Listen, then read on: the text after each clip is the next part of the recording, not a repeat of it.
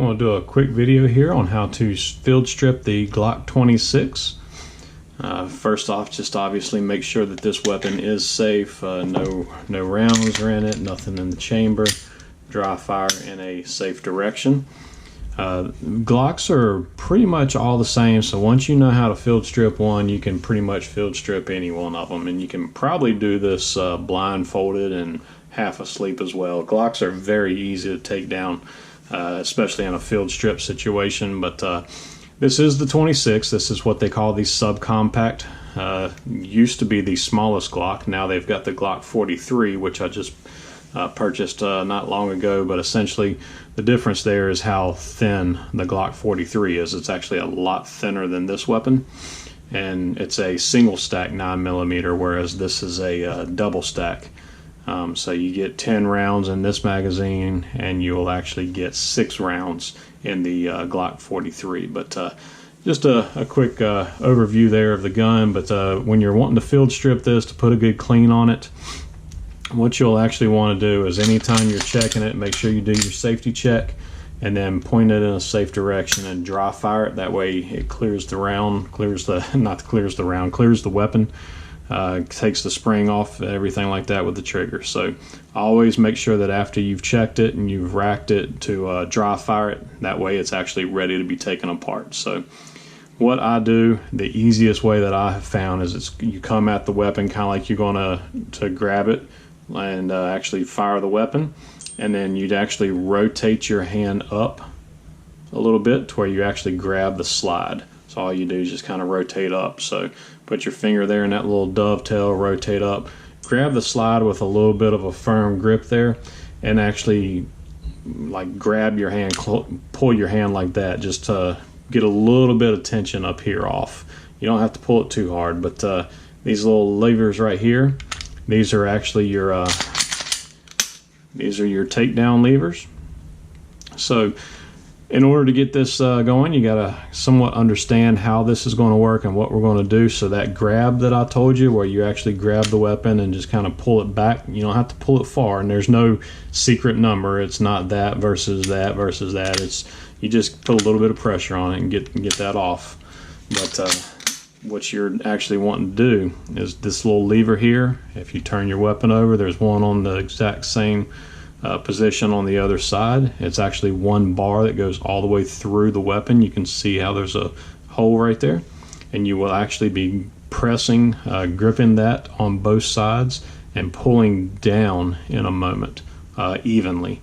So what's going to happen is as you grip this and pull this back slightly, you're going to pull that down on both sides, that lever, and you're going to release the slide, and it's just going to slide straight on off. So essentially you come at the weapon, get a little tension off, pull that bar down on both sides, release the slide, and it comes forward. So very easy there. As you can see, you've got your lower piece here, got all your trigger housings and all that kind of stuff, but that one bar that you were grabbing is actually what pulls down. You can see that moving there, and that actually allows the slide to come off the frame. So you've got your slide piece here that is all put together. I'm going to grab a paper towel here just so I don't dirty up everything, but you got your spring here.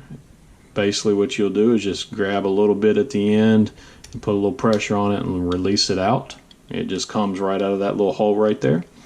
As that's out, then you've got your actual barrel here. It just sits down in there, sits in a little hole all nice and flush. So you just kind of pick it up a little bit, slide it up, and it comes straight on out. So essentially that gives you a little bit of a feel for what the barrel actually looks like and how it sits inside of here. And as far as a field strip, you're done. You're able to clean. You're able to come in here, oil the gun up real pretty. My hands are actually real slick because I have just cleaned this weapon not too long ago. I'm not what you call a freak about cleaning guns, but I have cleaned this one relatively recent, so you can tell it's got a lot of oil on it and everything. My hands are slick just touching it. But to put it back together, essentially it's in the opposite fashion. Take your barrel, stick it inside the slide to where it actually comes through the hole slightly. And then when it's inside of that hole, it can slide around a little bit, but when you start pushing it back towards the back, it actually snaps right down into place. Pick up your guide spring, stick it inside that front little hole insert there. It will not slide through it, it just kind of rests on it. And then you put slight pressure on it to actually make it go down a little bit.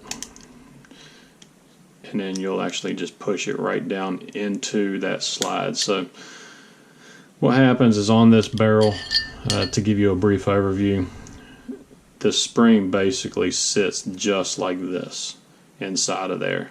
So when you put it in, the spring's like this, and you just put a little tension on it until it actually gets down into where it's supposed to be. So put the barrel back in there, it fits right into place. Put the spring in like that, mash it down until it actually gets down into place and is actually seated down in there, like so. It'd be perfectly perpendicular to the actual slide. Now you pick up your lower portion.